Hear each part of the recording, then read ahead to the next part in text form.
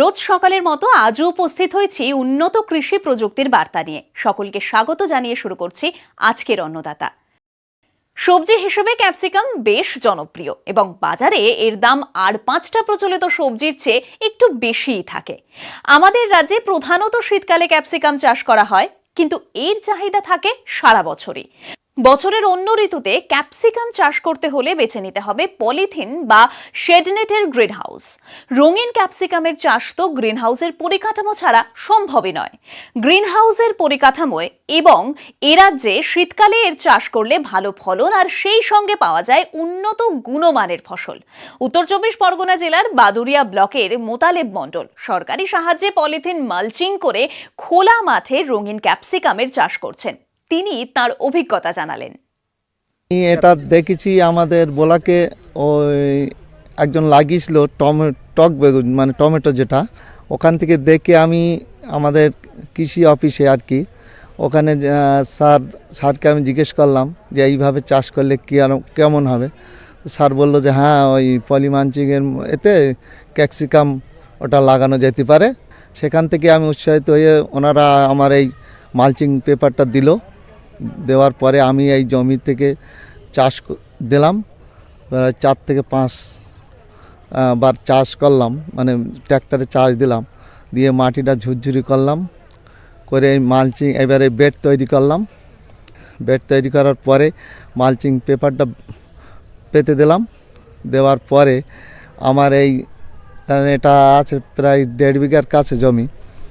আমি একটা বেড আমার দৈর্ঘ্য লম্বা হলো প্রায় 55 মিটার লম্বা, আর আড়ে আমি একটা বেড করেছি 2 মিটার করে। প্রতি চারার থেকে চারার দূরত্ব 1 মিটার, এইভাবে আমি লাগিয়েছি। আর ওই যে মালচিংটা যে আমি ছিদ্র করলাম, ওটা আমি একরকম একটা পাইপ গরম করে ওই মালচিংটা ছিদ্র করে চারাটা বসালাম। আমি আমাদের কৃষি অফিসে আর কি ওখানে স্যারকে আমি জিজ্ঞেস করলাম প্রতি চারার থেকে চারার দূরত্ব 1 মিটার, এইভাবে আমি লাগিয়েছি। আমি দেখতে পাচ্ছি এরপরে আমি বেগুন চাষ করতে পারি, আমার একটা চিন্তাভাবনা আছে। পলিথিন মালচিং করে ক্যাপসিকাম চাষের প্রযুক্তির বিষয়ে জানাচ্ছেন বাদুড়িয়া ব্লকের সহ কৃষি অধিকর্তা সুকান্ত খাড়া। আচ্ছা, সাধারণ পদ্ধতিতে আমাদের পলিমালচিং যেহেতু লাগছে না, সেহেতু তার খরচাটা আমাদের কিন্তু সাধারণ যে আমরা যারা করছি তা সেখানে কিন্তু নেই। তো এখানে পলিমালচিং করলে আমাদের খরচাটা, পলিমালচিংয়ের ধরুন যে পেপারটা, সেইটা আমরা খরচা লেগে যাচ্ছে বিঘাতে 6,000 টাকার কাছাকাছি।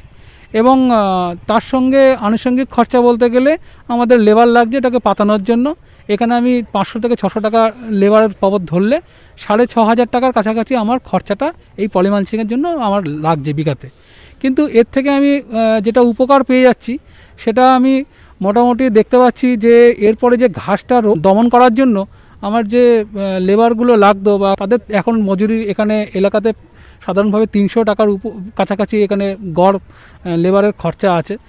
এর সঙ্গে আমরা যে জলটা আমাদের যে কম দিতে লাগছে, সেখানে আমাদের ডিজেল পাম্প চালিয়ে যদি জল দিতে থাকি সেই বাবদেও প্রায় 1,000 টাকার কাছাকাছি আমাদের উপকার পেয়ে যাচ্ছি, মানে আমার সেখানে কম লাগছে। দুটো খরচা আমাদের সাশ্রয় হলো। এছাড়াও এখানে যে কোয়ালিটি যে প্রোডাক্ট আমাদের তৈরি হচ্ছে, ফসলের যে গুণগত মান এবং তার যে পরিমাণ হচ্ছে, সেখানেও কিন্তু এখানে আমাদের দুটো ক্ষেত্রেই আমরা কিন্তু লাভবান হয়ে যাচ্ছি। আমাদের পলিমালচিংয়ের জন্য যে খরচাটা আমাদের এক্সট্রা হয়ে গেল, সেটা কিন্তু একদম খুব সুন্দরভাবে আমাদের চাষির কিন্তু উঠে আসছে। এবং এই লাভের হিসাবটা করেই আমাদের যিনি চাষি করেছেন, তিনি অন্যদের থেকে কিন্তু এই পুরো হিসাবটা দেখেই কিন্তু অনুপ্রাণিত হয়েছেন। হলো গিয়ে কালার ক্যাপসিকাম করেছেন ইনি, দুটো মিক্সচার আছে, সবুজ এবং লাল। এবং লাল যে জাতটা করেছেন সেটা কিন্তু সাধারণত সবুজ জাতের থেকে কিছুটা হলেও দাম বেশি থাকে। এবং ফলনের দিক থেকে আমরা যদি লক্ষ্য করতে থাকি, তাহলে মোটামুটি আমরা যে লাস্ট পর্যন্ত যখন আমরা দেখব একদম ট্র্যাডিশনাল আমরা যে পদ্ধতিতে ক্যাপসিকামটা করছি এবং পলিমালচিং করছি, তাতে আমাদের 8 to 10% ফলন মিনিমাম আমাদের কিন্তু বেশি পাবো এবং অনেক দিন ধরে পাবো। এবং আশা করছি যে লাস্টের দিকে বাজারটা একটু ভালো যদি পাওয়া যায়, চাষি কিন্তু তুলনামূলকভাবে কিন্তু অধিক লাভ পেতে পারেন বলে আমি খুবই আশা করছি। এই পলিথিনটা কিন্তু এক সিজনেই নষ্ট হয়ে যাবে না। একে আমরা যদি ভালোভাবে যত্ন করতে পারি তাহলে কিন্তু পরের সিজনেও আমরা যেটা অন্য জায়গায় আমরা করেছি সেখানে দুবার কিন্তু আমরা করে নিতে পেরেছি, এবং যেখানে যেখানে পলিথিনের কোয়ালিটিটা দুবারও ঠিক আছে সেখানে তিনবারও আমরা কিন্তু গেতে পেরেছি। তবে তিনবারের বেলায় কিন্তু পলিথিনের অনেক জায়গায় ছিদ্র হয়ে যায় বা সমস্যা দেখা দেয়, তবে দুবার কিন্তু আমরা খুব সুন্দরভাবে কিন্তু এই পলিথিনটা ব্যবহার করতে পেরেছি। এর জাতের নাম হলো গঙ্গা, যেটি ৪৫ দিন বয়স থেকেই এটা ফল ধরতে শুরু করবে এবং খুব সুন্দরভাবে এখানে চাষ হয়েছে। বিরতির পর ফিরে এলাম অনুষ্ঠানে। গোপালন কৃষির পরিপূরক। সঠিক প্রযুক্তি মেনে গোপালন করলে তা লাভজনক হয়ে ওঠে। উত্তর ২৪ পরগনা জেলার অশোকনগরে গিয়ে দেখা গেল সেখানকার প্রগতিশীল যুবক বিভাস পাল সাফল্যের সঙ্গে গো খামার পরিচালনা করে চলেছেন। ডেয়ারি খামার পরিচালনার ক্ষেত্রে তিনি কোন কোন প্রযুক্তিগত বিষয়ে গুরুত্ব দিয়ে থাকেন তা আমরা তার সঙ্গে কথা বলে জানতে পারলাম।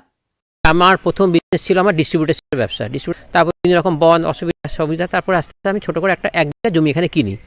১ বিঘা জমি কিনে সেটাকে আস্তে আস্তে বাড়াতে থাকি। বাড়ানোর পরে প্রথমে আমি এখানে শুরু করেছিলাম গোটা ৫ থেকে ৬খানা গরু দিয়ে। তারপর আস্তে আস্তে গরুগুলো বাড়তে আজকে আমার এখানে এখন প্রায় ৬২-৬০টার মতো গরু আছে, এবং এই গরুর দুধটা নিয়ে প্রোডাকশানটা নিয়ে আমি টোটাল আমার নিজের গোলবাজার মিষ্টি দোকান আছে, গোকুল মিষ্টান্ন ভাণ্ডার, সেখানে দোকানে নিয়ে আমি প্রসেসিং করে সেটাকে বিভিন্ন রকম মিষ্টির আইটেম বানিয়ে সেটাকে বিক্রি করা হয়। এবং এখানে এখন এই মুহূর্তে ৪ জন লোক কাজ করে। এখানে টোটাল জমি হচ্ছে ৪ বিঘা। গরুগুলোকে অ্যাকচুয়ালি আমার ছাড়া সিস্টেমে রাখা হয়, সব কটা মাঠের মধ্যে ছাড়া থাকে। ৪ বিঘা জমিটাকে আমি পুরো পাঁচিল দিয়ে ঘিরে রেখে দিয়েছি, ভিতরে সমস্ত গরুগুলোকে ছাড়া থাকে। ওরা মাঠের মধ্যে সব ছেড়ে হেঁটে চলে বেড়ায়।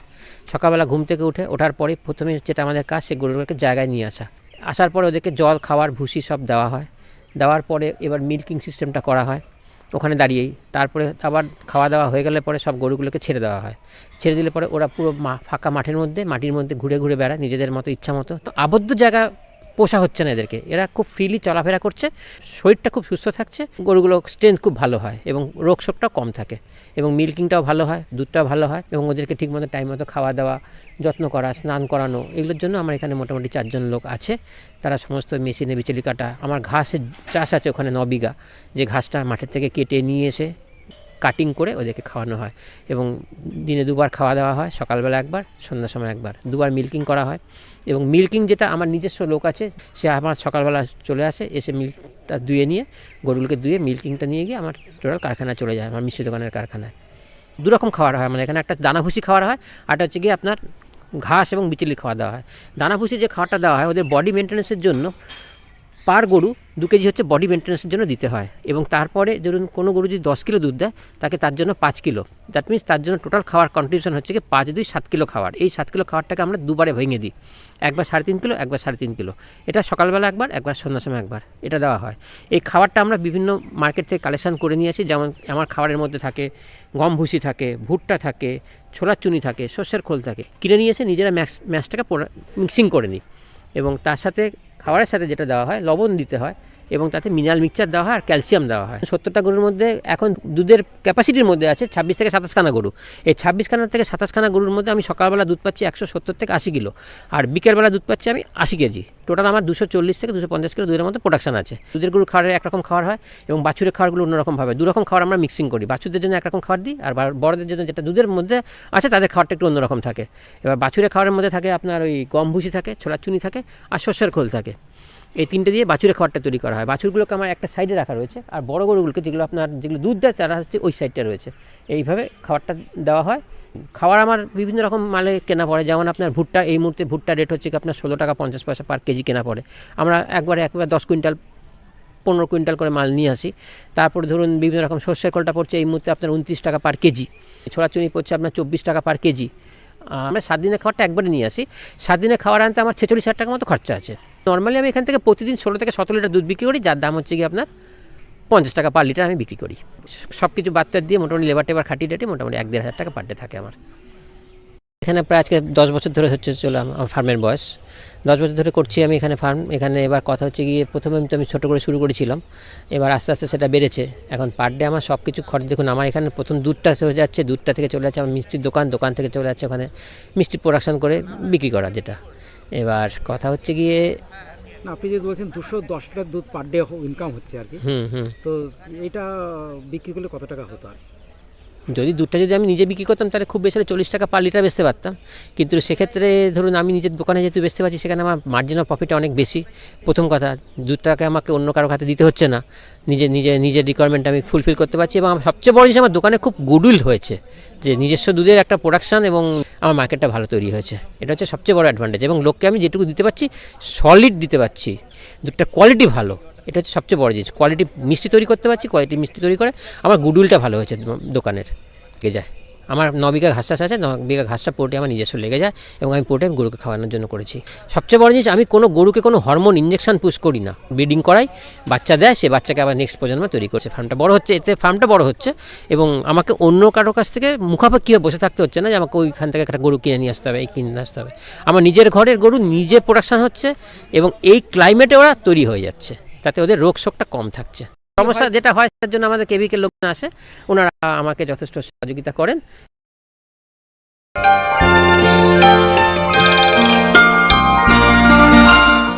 এবারে দেখুন অন্নদাতা হেল্পলাইন।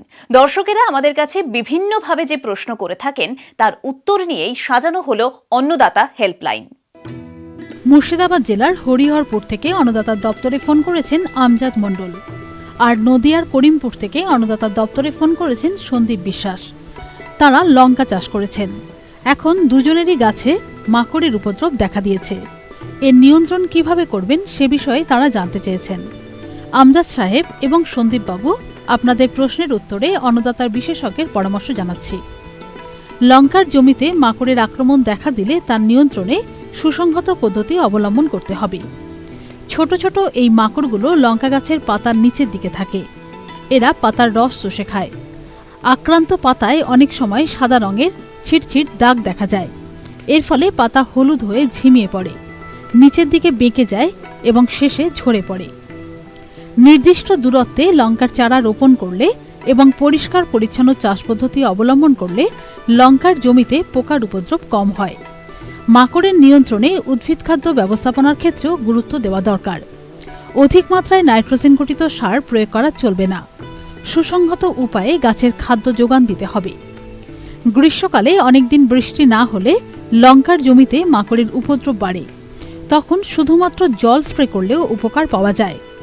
এছাড়া 10,000 ppm এর নিম তেল প্রতি লিটার জলে 3 মিলিলিটার হারে স্প্রে করা যেতে পারে। এর আক্রমণের তীব্রতা দেখা দিলে রাসায়নিক দমন পদ্ধতি অবলম্বন করতে হবে। 18.5% ডাইকোফল 1.5 মিলিলিটার বা 80% সালফার 3 গ্রাম প্রতি লিটার জলে গুলে স্প্রে করার দ্বারা মাকড় দমন করা সম্ভব। বর্তমানে বাজারে বেশ কয়েকটি ভালো মাকড়নাশক এসে গেছে। এর মধ্যে প্রোফেনোফস 1.5 মিলিলিটার অথবা প্রোপারজাইট 2 মিলিলিটার প্রতি লিটার জলে গুলে স্প্রে করতে হবে। আবার ফিরে এলাম অনুষ্ঠানে। গ্রীষ্মকালীন ফলগুলির মধ্যে আম অন্যতম। আম প্রধানত গরমের ফল, তাই কৃষক বন্ধুরা সাধারণভাবে ফল আসার আগে বাগানের পরিচর্যা করে থাকেন। কিন্তু ভালো ফল পাওয়ার জন্য গাছে সারা বছর ধরে বেশ কিছু পরিচর্যা করতে হয়। এই পরিচর্যাগুলো সময় মতো সঠিক পদ্ধতিতে করলে গাছে ভালো ফল আসে এবং ফলের গুণমানও ভালো হয়। পরবর্তীকালে এই ফল বাজারে ভালো দামে বিক্রি করা যায়। আমের রোগ ও পোকার সুসংহত নিয়ন্ত্রণ নিয়ে জানালেন মালদা কৃষি বিজ্ঞান কেন্দ্রের বিষয়বস্তু বিশেষজ্ঞ ডক্টর পারমিতা ভৌমিক। আম একটি অর্থকরী ফসল, যার রপ্তানি নির্ভর করে এর গুণগত মান, ফলন ইত্যাদির ওপর। সঠিক সময়ে সঠিক পদ্ধতিতে যদি সঠিক পরিচর্যা করা হয় তবেই এর আর্থিক মুনাফা আমরা লক্ষ্য করতে পারি। মালদা জেলার বেশিরভাগ অঞ্চলে প্রচুর পরিমাণে আম গাছ থাকা সত্ত্বেও চাষি ভাইরা এই ধরনের সমস্যার সম্মুখীন হন, যেটা আম গাছে কিছু সাদা রঙের পোকা দেখা যাচ্ছে। এই পোকাগুলোকে দোয়ে পোকা বলা হয়। এই পোকা সাধারণত ডিসেম্বর থেকে জানুয়ারির মধ্যে মাটি থেকে আম গাছে উঠে সে আম গাছের বিভিন্ন ডালে এবং পাতায় বসবাস করে এবং সেখানে রস শুষে খায়। এর ফলে পরবর্তীকালে আমের যে ফলনটা হয় সেটা অনেকটাই ঘাটতি হয়। তাই এই পোকা দমনের জন্য চাষি ভাইকে ডিসেম্বর মাসেই নিয়ন্ত্রণের ব্যবস্থা অবলম্বন করতে হতো। যেহেতু উনি এখনও করেননি, তাই জানুয়ারির মধ্যেই ওনাকে এই দোয়ে পোকা নিয়ন্ত্রণের ব্যবস্থা নিতে হবে। তার জন্য অ্যালকাথিন ব্যান্ড বা পলিথিন শিট আম গাছের কাণ্ডের চারপাশে লাগিয়ে দিতে হবে। এই শিট মাটি থেকে মোটামুটি 3 ফিট উচ্চতায় লাগাতে হবে। এবং এই শীটের ওপরে 1/2 ফিট এবং নিচে 1/2 ফিট উচ্চতায়। এই উচ্চতা ছোট গাছের ক্ষেত্রে মোটামুটি 1 থেকে 1.5 ফিট এবং বড় গাছের ক্ষেত্রে 3 ফিট রাখাটাই বাঞ্ছনীয়। আর এই অ্যালকাথিন ব্যান্ডের ওপরে এবং নিচে 1/2 ফিট করে গ্রিজ বা আলকাতরার প্রলেপ লাগিয়ে দিতে হবে। সেটা অবশ্যই যেন চটচটে হয়, যাতে মিলিবাগ মাটি থেকে গাছের ওপরে উঠতে না পারে। এই অ্যালকাথিন ব্যান্ড এবং আলকাতরা বা গ্রিজ দেওয়ার অর্থ হচ্ছে যাতে দোয়ে পোকা মাটি থেকে ক্রল করে গাছের উপরে উঠতে না পারে, তো সেটাকে আমরা নিয়ন্ত্রণের মধ্যে রাখতে পারি। এছাড়াও গাছের চারপাশে গর্ত খুঁড়ে সেখানে ফিউরাডন দানা অর্থাৎ কার্বোফিউরান দানা অথবা রিজেন দানা বা ফিপ্রোনিল দানা ছড়িয়ে দিতে হবে গাছ প্রতি মোটামুটি 200 গ্রাম। এছাড়াও জমিতে যদি চাষ দেওয়া হয় তাহলে দোয়ে পোকার যে ডিম, লার্ভা এবং পূর্ণাঙ্গ পোকা থাকছে মাটির মধ্যে, সেগুলো উন্মুক্ত হয়ে গিয়ে সূর্যের আলোতে নষ্ট হয়ে যাবে। এছাড়াও চাষি ভাই যে আরেকটি সমস্যার কথা বললেন যে আম গাছের পাতায় মধু পড়ে পাতা কালো হয়ে যাচ্ছে, সেটি মূলত শোষক পোকার জন্য হচ্ছে। এই পোকা মধু নিঃসৃত করে, নিজের দেহ থেকে মধু নিঃসৃত করে এবং সেই মধুর ওপরে কালো রঙের ছত্রাক জন্মায়, এই জন্য গাছের পাতা কালো লাগে। তাই এই শোষক পোকাই শুধুমাত্র দমন করলে গাছের পাতার কালো ভাবটা দূর করা যাবে। এই পোকা দমনের জন্য আমরা প্রতি লিটার জলে 1/2 গ্রাম করে থায়োমেথক্সাম অথবা 1/2 গ্রাম অ্যাসিটামিপ্রিড অথবা 1 মিলিলিটার বুপ্রোফেজিন বা প্রতি 5 লিটার জলে 1 মিলিলিটার ইমিডাক্লোপ্রিড মিশিয়ে স্প্রে করতে পারি, যাতে এই পোকা দমন করা যায়। তবে স্প্রে করার সময় অবশ্যই লক্ষ্য রাখতে হবে যেন পুরো গাছে স্প্রের জলটা পড়ে, কারণ এই শোষক পোকাগুলো গাছের বাকলের বিভিন্ন ফাঁক ফোকরের মধ্যে থাকে, আর পুরো মুকুল আসার আগেই আমাদের অধিকাংশ স্প্রে করে নেওয়া উচিত। আমের গায়ে কালো কালো দাগ বা মুকুলে কালো রঙের দাগ, তো এই দাগগুলো সাধারণত অ্যানথ্রাকনোজ বা ক্ষত রোগের থেকে আসতে পারে। তো এই ক্ষত রোগটি একটি ছত্রাকজনিত রোগ, তাই এর প্রতিকারের জন্য ছত্রাকনাশক ওষুধ স্প্রে করতে হবে। এছাড়াও আরও যে দুটি প্রধান রোগ আমের ক্ষেত্রে দেখা যায় সেটি হলো সাদা চিতি রোগ বা পাউডারি মিলডিউ এবং ডাইব্যাক রোগ। সাদা চিতি রোগের ক্ষেত্রে অনেক সময় দেখা যায় যে মঞ্জরির মধ্যে বা মুকুলের ওপরে সাদা পাউডারের মতো গুঁড়ো ছড়িয়ে রয়েছে, এবং এর প্রতিকারের জন্য প্রতি লিটার জলে 2 গ্রাম সালফার স্প্রে করতে হবে। এই সালফার স্প্রে করার কাজটি অবশ্যই ঠান্ডা আবহাওয়া যখন থাকবে তার মধ্যে করে নেওয়াটা বাঞ্ছনীয়। আর এই সালফার স্প্রে করার মোটামুটি 5 থেকে 7 দিন পর প্রতি লিটার জলে 4 গ্রাম কপার অক্সিক্লোরাইড বা ব্লাইটক্স জলে মিশিয়ে স্প্রে করতে হবে। ব্লাইটক্স স্প্রে করার আরও 7 দিন পরে প্রতি লিটার জলে 2.5 গ্রাম কার্বেন্ডাজিম প্লাস ম্যানকোজেব অথবা 2.5 গ্রাম মেটালাক্সিল প্লাস ম্যানকোজেব অথবা 2 থেকে 2.5 গ্রাম অ্যাজক্সিস্ট্রবিন প্লাস টেবুকোনাজল, এই ছত্রাকনাশক ওষুধগুলোর মধ্যে যে কোনো একটি মিশিয়ে স্প্রে করতে হবে। আর যেসব পদ্ধতিগুলো বলা হলো এবং যে সময় যেই ওষুধ স্প্রে করার কথা বলা হলো, এই পদ্ধতিগুলো অবলম্বন করে যদি চাষি ভাই আম গাছের পরিচর্যা করেন তাহলে অনেকটাই উপকৃত হতে পারবেন। শুধুমাত্র আম গাছের ফলন পাওয়ার জন্য আমের ফল আসার পর থেকে আমি পরিচর্যা নেব, সেটা কিন্তু নেওয়াটা উচিত নয়। সারা বছর ধরেই আম গাছের পরিচর্যা নেওয়াটা খুবই জরুরি এবং আম পাড়ার পরেও তার পরিচর্যা নেওয়াটা খুবই জরুরি, যাতে পরবর্তী ফসল খুব ভালোভাবে আসে এবং সেটা রপ্তানি করে চাষি ভাই অনেক লাভবান হতে পারেন। এই অনুষ্ঠানটি আপনাদের কেমন লাগছে? আপনারা আর কি কি দেখতে চান অন্নদাতা অনুষ্ঠানে জানিয়ে চিঠি লিখুন। আমাদের ঠিকানা Annadata, news 18 Bangla, Godrej water side, tower 1, Salt Lake, sector 5, Kolkata 91। অনুষ্ঠানটি আজকের মতো এখানেই শেষ করছি। আবার দেখা হবে কাল সকালে। নমস্কার।